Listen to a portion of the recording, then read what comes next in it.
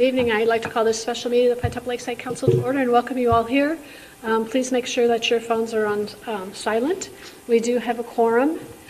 We have essentially one item before us tonight, which is item A, interview potential applicants to fill a vacant council position on the Pinetop-Lakeside Town Council. We originally had 4 applicants, but we do have 3 now, Lynn Krigbaum, Catherine Doyle, and David Halls. Before we get started, I would just like to thank all of you for showing your interest in the town, putting your name out there, maybe stretching beyond your comfort zone. It is much appreciated and a very important job for our community. So we have a series of questions that we would like to ask each of you. We're going to have you stay in here one at a time, and the other of you can go wait in the visitor center, please. And I will do them in the order that I just named them because that's how they came in. So we'll start with Lynn Krigbaum, Dr. Halls, and Catherine, if you would go out. Priscilla will take you out there, and then she'll come back and get you when we're all ready for you.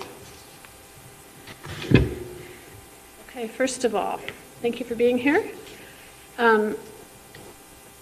As you are aware, serving as a council member requires significant time commitment, including council meetings, work sessions, liaison assignments, retreats, trainings, and community events. These oftentimes are during the day, sometimes weekends, mostly evenings. Are you able to consistently dedicate the time required to fulfill these responsibilities, and can you describe any current commitments that may impact your availability? No, I'm very available.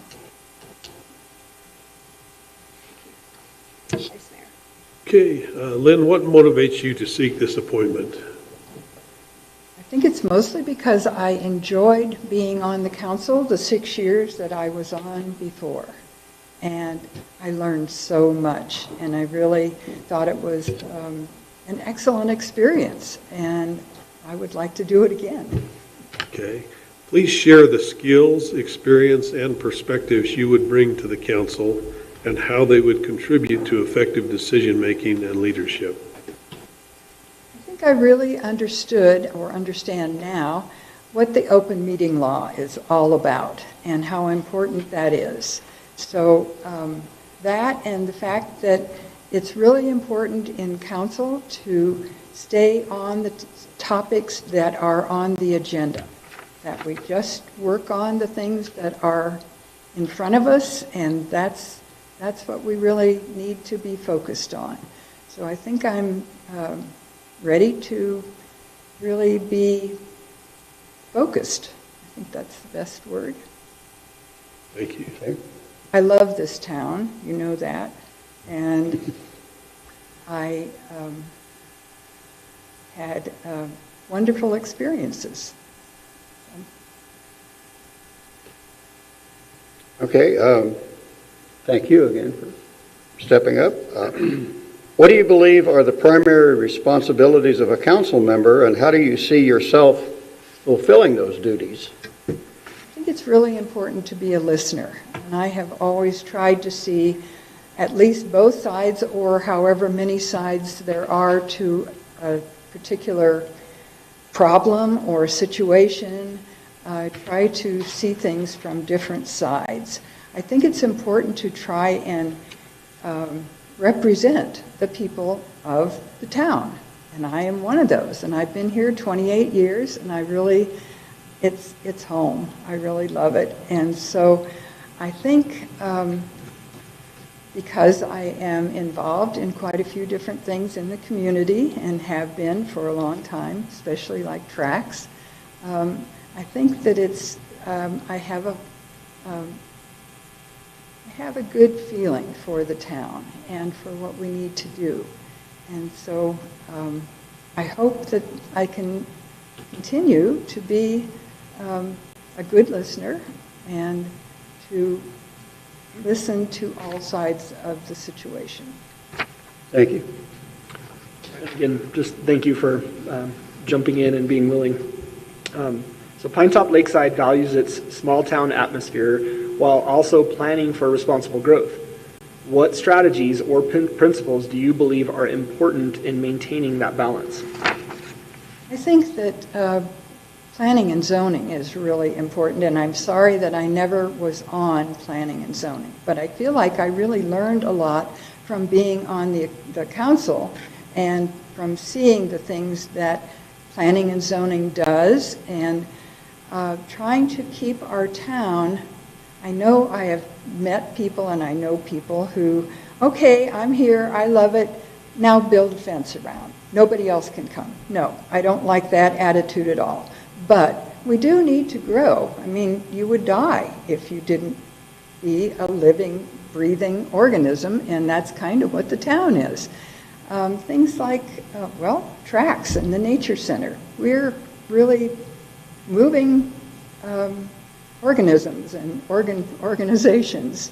So I'm not saying that maybe very well, but I think that we need to be focused on the future. We need to learn from the past, but I think we need to look to where we would like to go. Thank you. Thank you. What do you see as one or two of the most significant challenges facing Pinetop-Lakeside today, and what approaches or solutions would you explore to address them?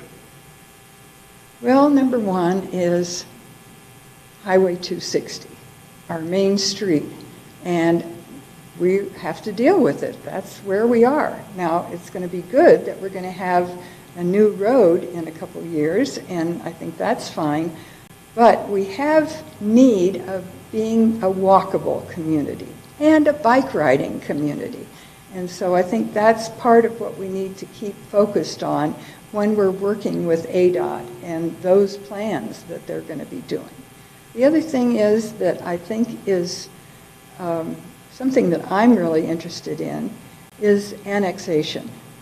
We had one annexation occur while I was on the council, and I thought, wow, this is a good thing. These people have asked to join our town, and I think it's a good thing. So I am hoping that there will be more who want to join our town. I think it has good things and bad things about that, but I think in the long run that annexation would be a good thing for our town. Thank you. Of the priorities outlined in the town strategic plan, which resonates most with you and why? Alternatively, do you believe there is an important priority missing that should be addressed? Wow. Should be a whole lot more up to date on the strategic plan. I think that it is an important thing, and you need to keep things ahead of what you're going to be doing and where you want to go.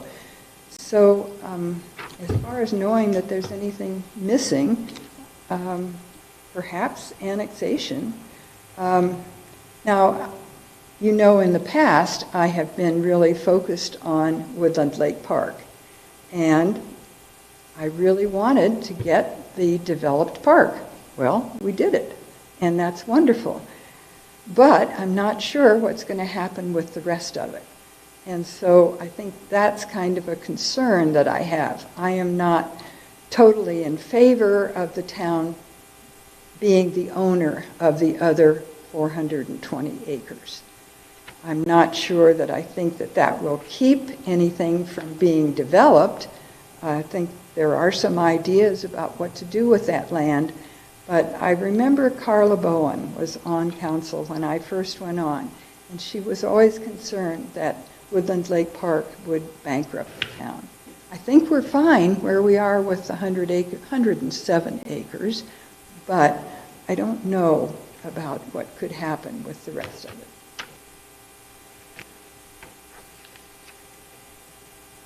Council decisions do not always satisfy all stakeholders. When making difficult decisions, how do you determine what serves the best interest of the community as a whole?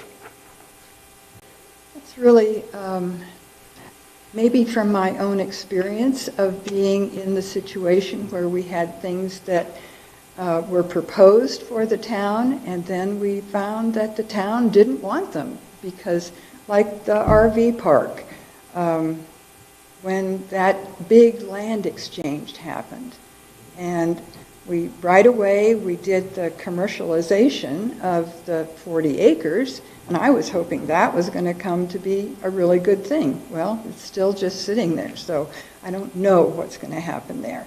Then the RV park that was possibly proposed for the back part there, I thought that was a good idea. Those trees were wonderful, and I know they would not have taken those big trees out because it was just, it's something they really needed to have.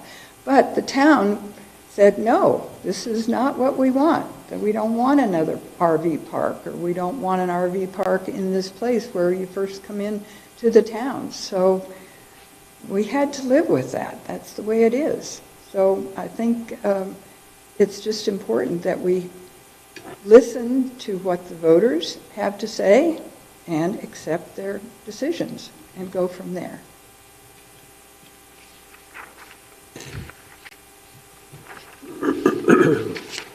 How would you respond to and manage criticism from residents who strongly disagree with council actions? Oh, try and see their point of view. As I say, I try and look at whatever the situation is from whatever direction, all the different sides, all the different points of view. So I would try first to understand why they are critical of whatever the situation is. So I think, trying to be understanding of what's going on is important. Thank you. Next one is, how do you define ethical leadership in local government? And can you provide an example of a time you had to make a decision guided by ethics, transparency, or accountability? Oh, wow. Well, as I said, I really came to appreciate the open meeting law and the things that are involved in that. And so, to me, that is an ethical thing. This is the rule. This is what you have to do. You can't have 4 people talking and deciding something before it's in the proper place. And so if I would try and think of something that, I can't think of any situation that I've been in where I was really ethically challenged. I am pro-life. I'm not ashamed to say that or afraid to say that. So I think life is the most important gift we have, and I intend to do the best I can with what I've been given. Appreciate that. Describe your approach to working collaboratively with fellow council members, town staff, and community stakeholders. How would you handle disagreements within the council? I'm sorry, how would I handle what within the council? Disagreements. Disagreements. Well, again, I think it's important to try and understand each side of whatever the situation is so that you can see maybe from their perspective, if somebody has something that disagrees with me, I would try and understand why they feel the way they do. So I think that's just listening is the most important thing.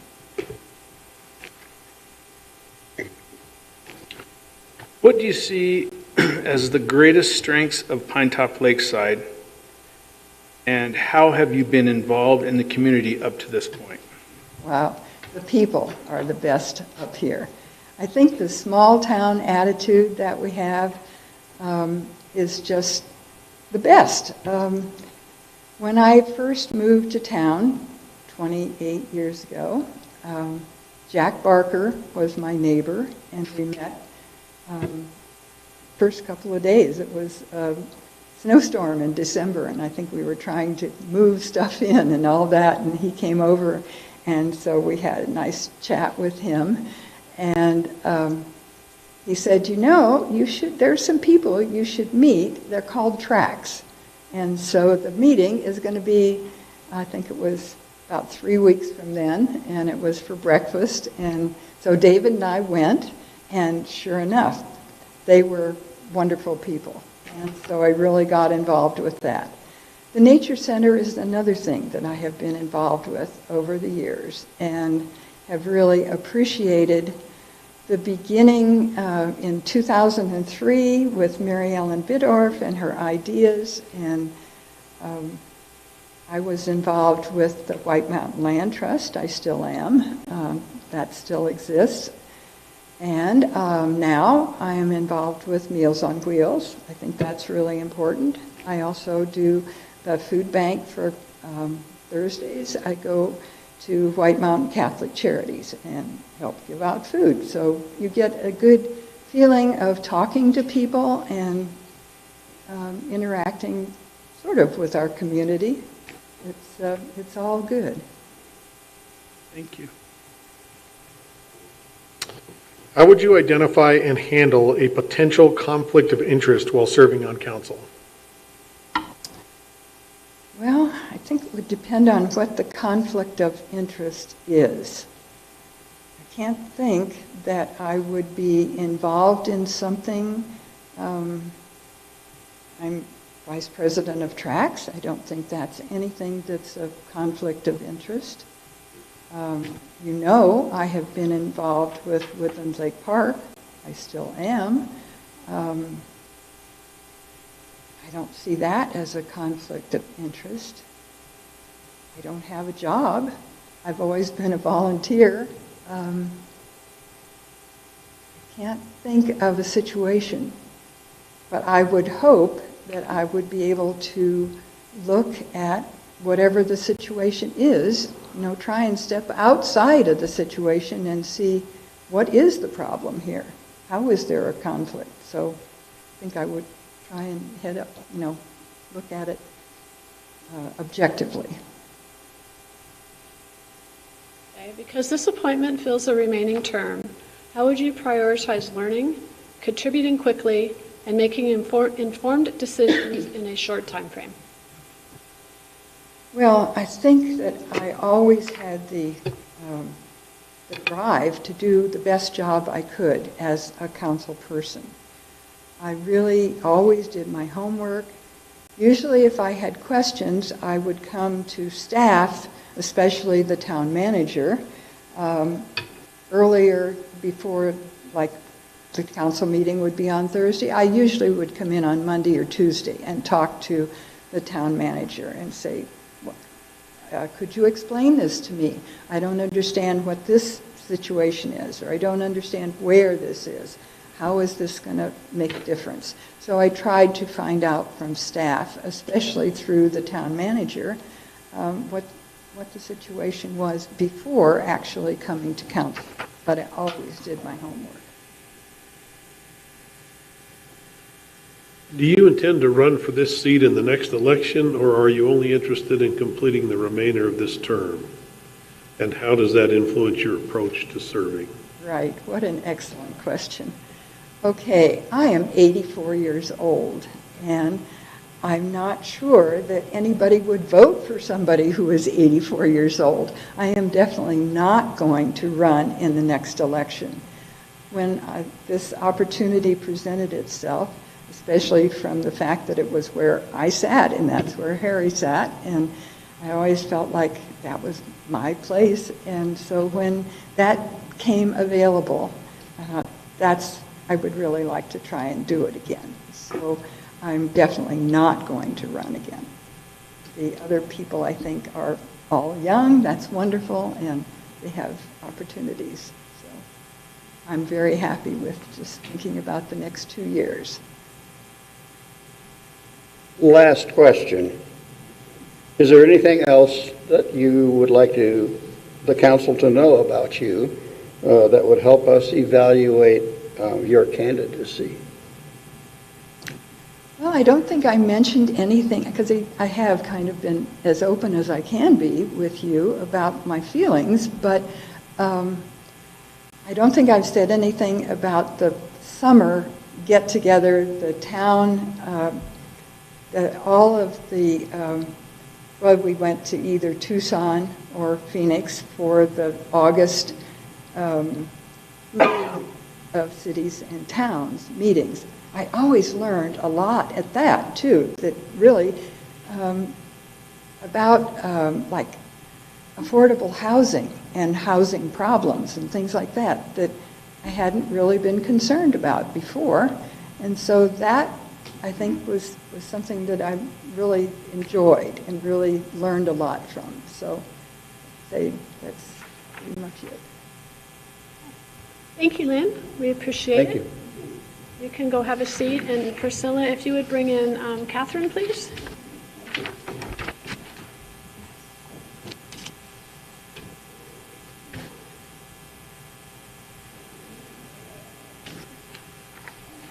Lynn, you can stay in.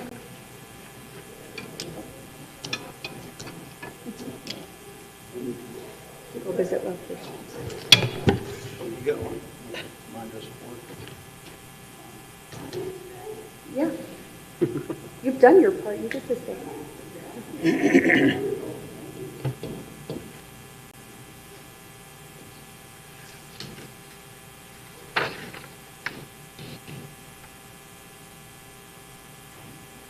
Come on up to the podium, Catherine.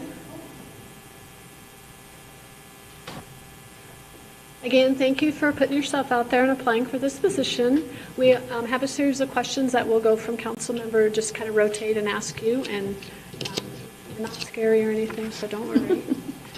The first question is, serving as a council member requires a significant time commitment, including council meetings, work sessions, liaison assignments, retreats, trainings, and community events. These are afternoons, evenings, weekends, sometimes all day, sometimes an out-of-town conference. Are you able to consistently dedicate the time required to fully fulfill these responsibilities? And can you describe any current commitments that may have impact on your availability? Yes. So I absolutely can dedicate the time to that. That would be no concern. I am fully employed. I work full-time over at the Navajo County Family Advocacy Center, but it's an incredibly flexible position, and it's set up like that intentionally so that I can be active in the community and that I can serve our community members. I'm a mom, so that would be another huge commitment that I have. I love my child, but she also is very well taken care of by her father, so that's not a concern. Okay, thank you. Catherine, what motivates you to seek this appointment? I love Pinetop-Lakeside. I've lived here for 7 years. Prior to that, I lived over in Snowflake Taylor, born and raised up in the White Mountains. I would love to be more involved in just the town and what we have to offer in the choices that are made, and I have a lot of ideas and a lot of things that I think can be a lot of skills that could be utilized by the town, and I'm just open to ideas, and I think it would be really great to have kind of a different demographic and a different age brought in that is, the young families have a lot of varying opinions on Pinetop-Lakeside, and I know a lot of them, and I just feel like I have. Okay, thank you. You've given some. Please share the skills, experience, and perspectives you would bring to the council and how they would contribute to effective decision-making and leadership. And you did some of those. If you have any more, that's fine. So I'm very lucky that I get to travel to Washington, D.C. every June to participate with our legislators and with our members of Congress. I have a working relationship with them, mostly because of my job, but also just because of some other commitments that I have that I've worked in. So I feel I could bring that perspective and that education, as well as just my local leadership roles within Navajo County. Thank you. Okay. What do you believe are the primary responsibilities of a council member, and how do you see yourself fulfilling those duties? I believe the primary role of a council member is to be a voice for the community and a voice for the people who live here as well as the people who visit here. So I would love to be able to fulfill that role by being actively involved in our community and by being a representative for them and being able to speak on behalf of their opinions and their wants. Thank you. Pinetop-Lakeside values its small town atmosphere while also planning for responsible growth. What strategies or principles do you believe are important in maintaining that balance? That's a tricky one. That's a really great question. It's very 50-50 for me. I very much love the small town atmosphere, and I personally love getting out into nature, and that's entertainment for me. However, I also recognize that a lot of people that visit, as well as people that live here, want more things to do and want more entertainment locally. So I think strategically it would be about not only vetting what people want to bring in, but also responding to what people are currently interested in, and doing that in a way that honors the town and what we all live here and what we all enjoy here, while, like you said, planning for that strategic and responsible growth and the growth that comes with new populations moving in.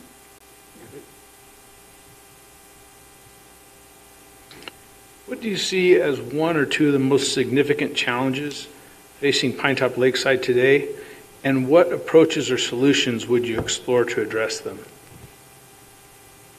A big one that I've just personally noticed is the kind of headbutting between tourism and local living, kind of the back to the small town thought process.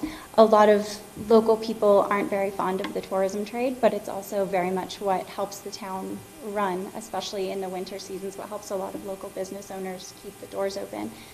So I think a lot of work could be done with planning things that would bring in tourists, but would also benefit the local towns, and kind of having more open communication about what tourism actually looks like in Pinetop-Lakeside, and how it benefits the local people who live here, as well as how it benefits tourists, and why it's good to bring in tourism, even though it makes the roads harder to navigate in the summer, and the lines at the gas station and the grocery stores are longer, but then also kind of publicizing the benefits of having a really well-rounded tourist trade locally.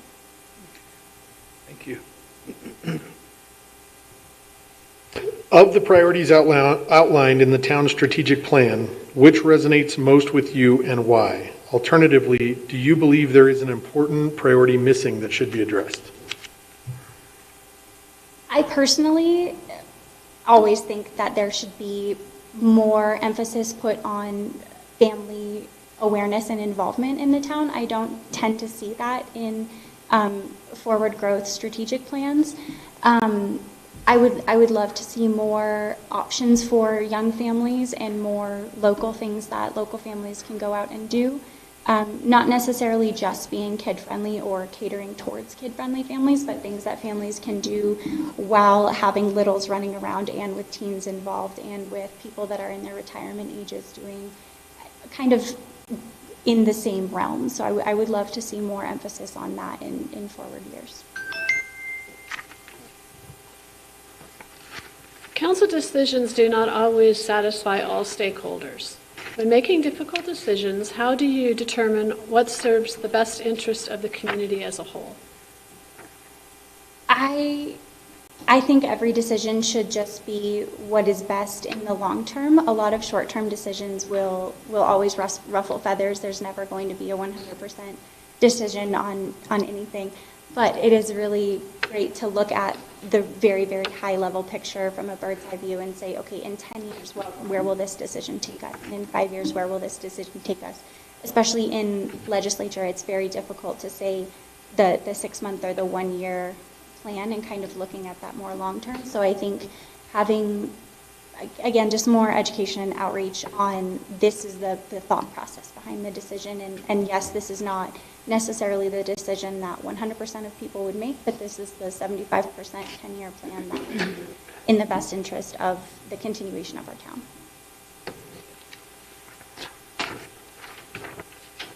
How would you respond to and manage criticism from residents who strongly disagree with council actions?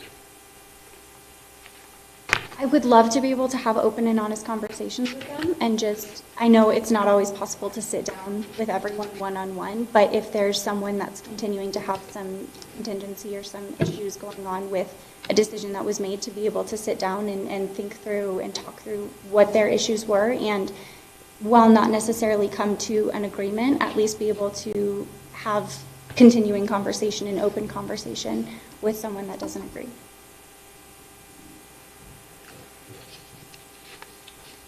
Question about ethics. How do you define ethical leadership in local government? And can you provide an example of a time you had to make a decision guided on ethics, transparency, or accountability? Absolutely. So I personally love transparency in leadership. It's something that I value as the director, and it's something that I value when I look at other leaders around me. One example is when I was brought on as the director of the Family Advocacy Center, there was not any financial transparency that had happened, and within a nonprofit structure, that's something that's an absolute need. So for me, I worked very hard to make sure that our financials are easily accessible and that our statistics are easily accessible, that everything that we do is available and open to the general public, since the general public is the one that we are serving and the one that we hold most dear. So for me, it's that transparency is the base of ethical leadership. Thank you. Describe your approach to working collaboratively with fellow council members, town staff, and community stakeholders. How would you handle disagreements within the council? I would absolutely lean on the expertise of those around me. I walk into a room knowing that I have so much to learn, and while I have so much to offer, I also have so much experience ahead of me. So I would absolutely take everyone's opinion into consideration. I am not a shy person. I would absolutely voice my opinion, but I also recognize that I am not the smartest person in the room, and there's always someone that has an opinion that can be learned from. So I think just open and honest conversations while understanding and respecting those who've come before me.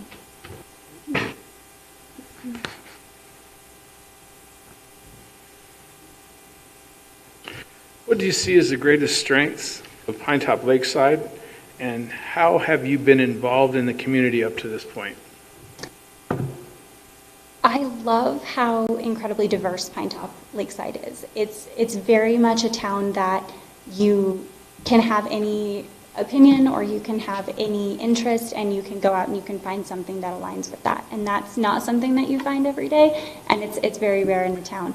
And within the town, I have worked primarily within the youth age group. I volunteer with a lot of sports groups, and I volunteer with Backpack Snacks and work a lot within the schools for education and outreach.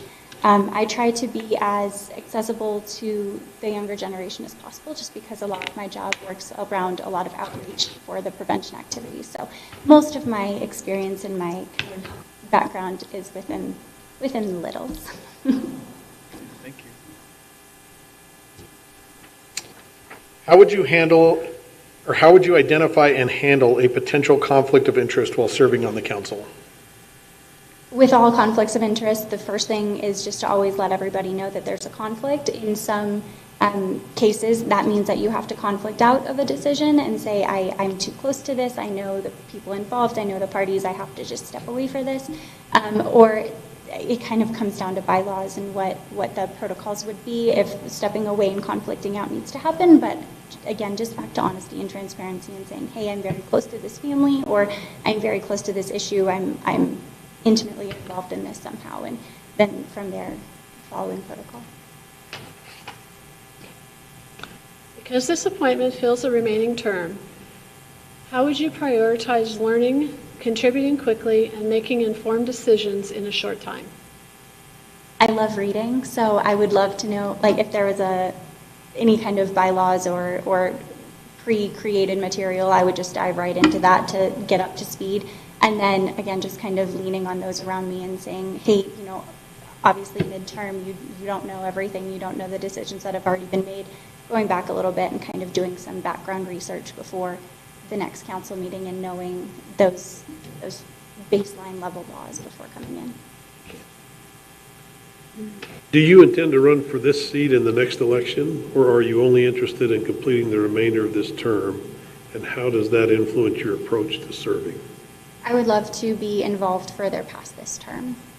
So I think long-term and longevity is a great thing for local legislation, but then it's just also what's in the best interest for the town and having that continuancy and having that familiar face. Last question. Is there anything else that you'd like the council to know about you that might help us in our evaluation of your candidacy? I don't think so. The questions have been very thorough and hopefully all-encompassing. I thank you guys for the opportunity. I think it's great to be a part of this town, and regardless of the outcome, I know there's great applicants, so it's going to be a seat well filled. Thanks. Thank you. Thank you, Catherine. We appreciate it.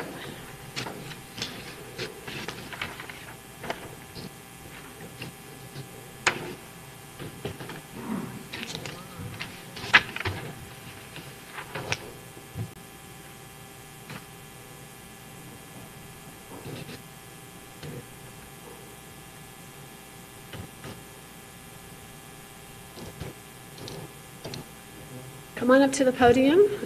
Once again, thank you for putting yourself out there, whether it's beyond your comfort zone or not. We appreciate you sticking your neck out for us. So we have a series of questions that we're just going to kind of rotate through the council. And if you could just answer them to the best of your ability, we'd appreciate that. So first of all, serving as a council member requires significant time commitment, including council meetings, work sessions, liaison assignments, retreats, trainings, and community events. These happen evenings, weekends, afternoons, sometimes all day, sometimes conferences out of town. Are you able to consistently dedicate the time required to fulfill these responsibilities? And can you describe any current commitments that may impact your availability? Time should be available. I run my own schedule. I work 3 days a week. And I can make time when I need to. So David, what motivates you to seek this appointment? Well, I grew up here and I love this town. And I guess what I do is all day long I fix broken things, broken teeth. I go home and I fix broken cars, and that's my hobbies. And I just think there's maybe some things that we can do here in the town and make it a better place. I like to vacation in a lot of towns that are similar in size to ours, but that offer more to the people that live there. And I think that there's a lot of things that we could do to make it a better place to live. Planning ahead for growth that's going to happen, because it's a great place to live. We've seen since COVID how busy it's gotten. And I think planning ahead will make a big difference. You shared some of them, but please share the skills, experience, and perspectives you would bring to the council and how they would contribute to effective decision-making and leadership. Well, I don't know much about government, running things like that. I was in the Air Force and saw a little bit how that ran. I don't want it to run inefficiently. But I know how to run my household and my business in a way that's fiscally responsible and to make positive outcomes and make progress there. And so bringing that to the town, I think, can help. Thank With that. David, hi. What do you believe are the primary responsibilities of a council member? And how do you see yourself fulfilling these duties? I think that's a good question. I'm still trying to learn a lot about that. But the way I see it is working together with a team here, just to try to really point the town in a direction that is a good way to go, to take care of its members, its citizens, to like I said, to plan for the future, make sure that the growth we're having is the way we want it to be, instead of it just happening and reacting to it. So I think that, it's making sure that things are running the way that they're supposed to, so that the town can be a viable thing, not get into too much debt, and not get behind the curve on the growth that's happening. Okay, thanks. Thank you. Pinetop-Lakeside values its small-town atmosphere while also planning for responsible growth. What strategies or principles do you believe are important in maintaining that balance? So maintaining the balance, I think, is there's been a lot of years of, this business can't come in or this can. It's deciding what do we want the town to look like, and making decisions that shape it to be something that we're proud of and that we want to live in.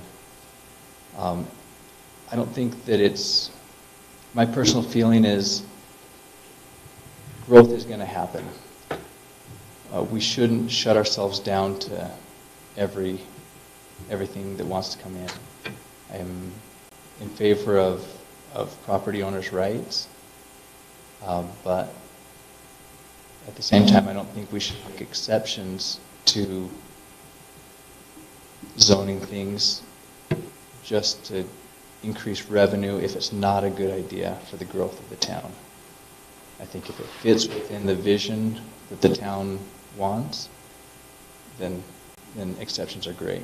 But solely to get revenue, that's not a good idea. Does that answer your question? Thank you. Sure.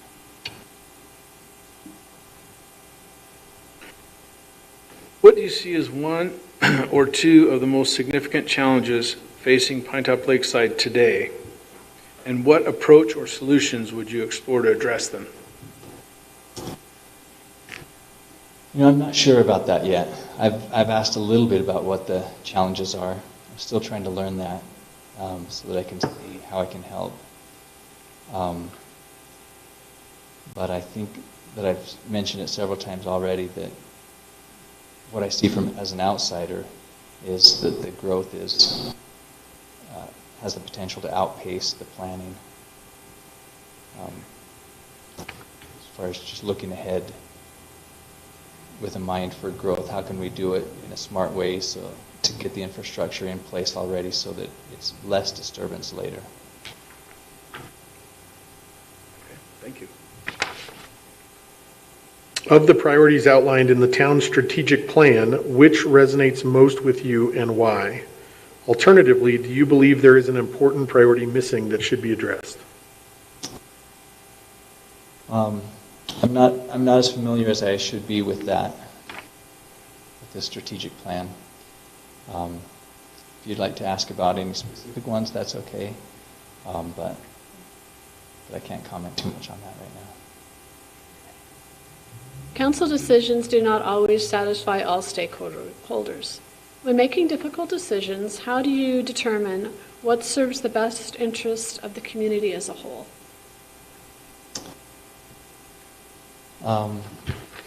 Yeah, I would say we can please everybody never, and that's okay. So how do we decide who gets their outcome that they want? We just have to look and see what we believe is going to be in the best interest of the town for being a place that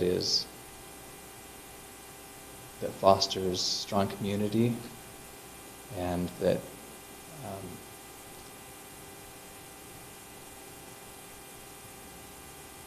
it's just building things moving forward, not letting things go without thought. Thank you. How would you respond to and manage criticism from residents who strongly disagree with council actions?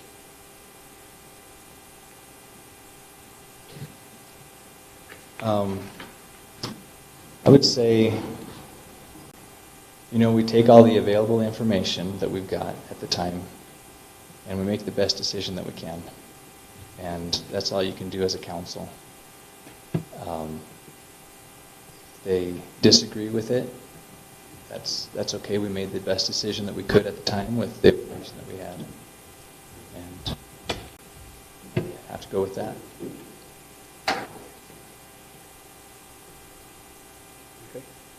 I have a question on ethics. How would you define ethical leadership in local government? And can you provide an example of a time you had to make a decision guided by ethics, transparency, accountability, things of that nature? Ethical leadership. So ethical leadership is doing what's right. It's like with integrity, you do what's right when nobody's looking. I guess if you don't have that, then you're missing out on one of the best things in life if you can't be trusted. So I remember early on, probably 20 years ago, my partner and I were starting our dental practice, and since we sedate people, we use controlled substances, and we have to log those very carefully. And it was time for the review where the DEA comes in, or I can't remember who from the state was coming. And we were like 2 bottles short. Like, okay, what do we do? Do we make up 2 patients that we really didn't see and assign those 2 bottles to them? Or do we, what's going to happen if we're 2 bottles short? Are we going to get thrown in jail? Or what? And we decided, you know what, you just state it the way it is, let the cards fall where they are, and go with it. And it worked out. We didn't get thrown in jail. But at that same time, if we would have compromised our integrity for that, then who would we be? You got to be able to sleep at night. And if you don't have that, I think you have things out of order. Okay, thanks. Thank you. Describe your approach to working collaboratively with fellow council members, town staff, and community stakeholders. How would you handle disagreements within the council? Disagreements will happen. Everybody's probably got a strong opinion on things. There's got to be some compromise on things that, we've got to work together on things to keep things moving forward. I'm not really a disagreeable person. If it's something that really matters, then I'll say it really matters, and we'll need to work through that. But I think that it's important to be able to work through a problem and say, I don't agree with this approach without attacking that person. We're all going to have different ideas, and we just need to work on the problem and not make it personal.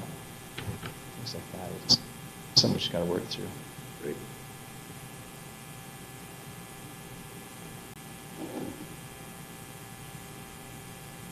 What do you see as the greatest strengths of Pinetop and Lakeside? How have you been involved in the community up to this point? I think the greatest strength, of course, it's a beautiful place to live.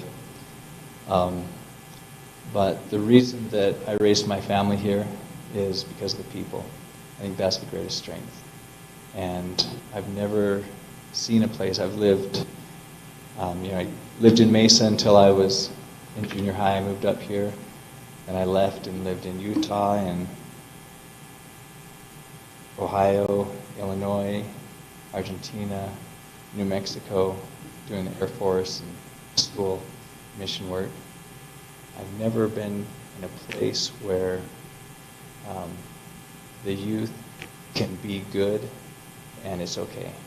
It's the feeling of the youth, the young people is it's okay to be good and do good things and not be a rebel. And that's a really cool thing. So yeah, there's maybe not the opportunities that there are in other places,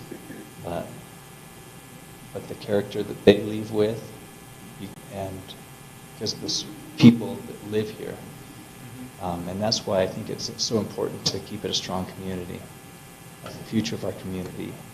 And if we have a town that people don't want to live in, then it decreases the amount of good people that we can be surrounded with as well. So. Thank you. How would you identify and handle a potential conflict of interest while serving on the council? How would I identify it and handle it? I guess if something just came up, I say, you know what, I probably have a vested interest in that decision, and I'm going to recuse myself from this.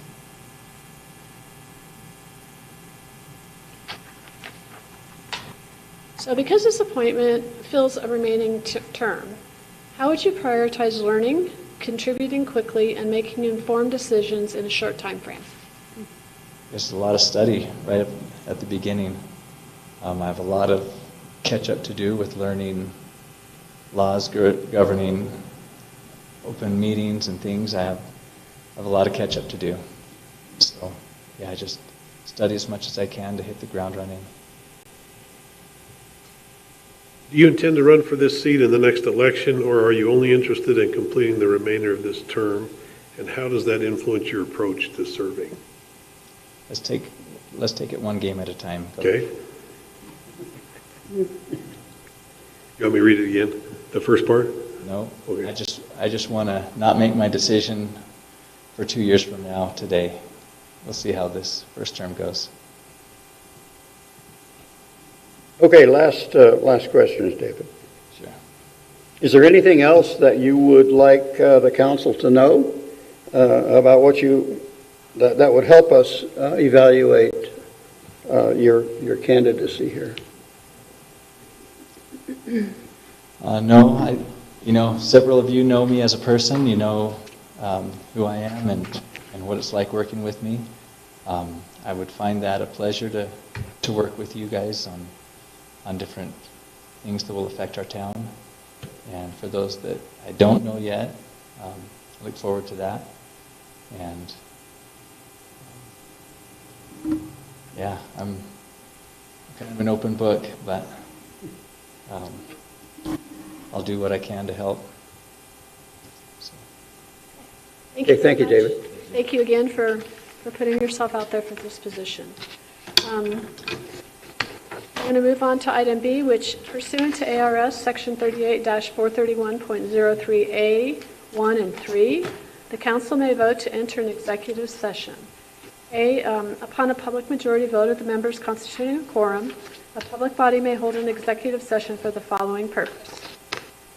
1 is discussion or consideration of employment, assignment, appointment, promotion, demotion, dismissal, salaries, disciplining, or resignation of a public officer, appointee, or employees of any public body, except that with the exception of salary discussions, an officer, appointee, or employee may demand that the discussion or consideration occur at a public meeting. The public body shall provide the officer, appointee, or employee with written notice of the executive session as is appropriate, but not less than 24 hours for the officer, appointee, or employees to determine whether discussion or consideration should occur at a public meeting. And item 3 is discussion or consultation for legal advice with the attorney or attorneys of the public body. We would like to enter into executive session to discuss the appointment of an individual to fill a vacancy on the town council. I would move that we go into executive session. Second that. Thank you. We have a motion and a second. All those in favor, please signify by raising your right hand. Thank you. That carries unanimously. We'll go discuss this and be back shortly.